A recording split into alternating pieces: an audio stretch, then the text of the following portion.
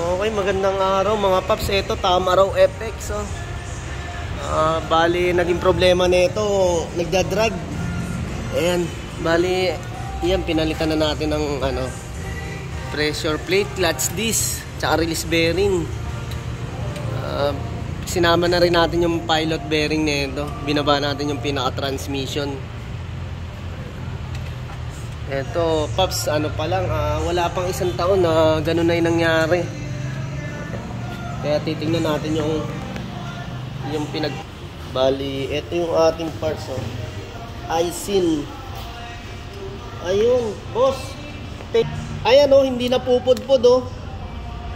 Ano siya, yung parang plastic na matigas na klase. Okay guys, eto nakapagpalit na naman tayo ngayon ng clutch disc, oh, tsaka pressure plate na halos wala pang isang taong ginagamit, nagdadrag na. Ayan guys, basta yung klase ng makintab na ganito, yan, makintab, hindi siya yung urig talaga eh. Yan, oh.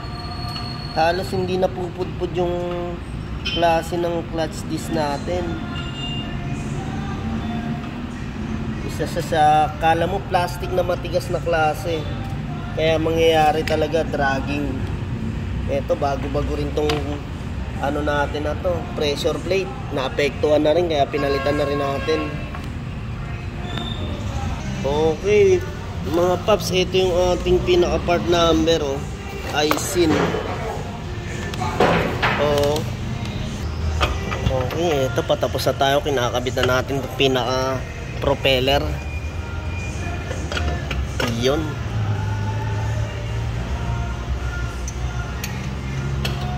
Okay, yun nga mga paps, ingat lang tayo sa mga parts na ganito.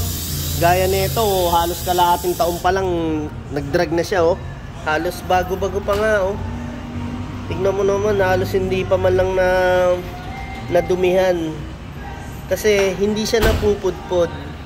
Ayun, paps, hindi siya napupudpod, kaya walang duming pumupunta rito sa ating clutch disc.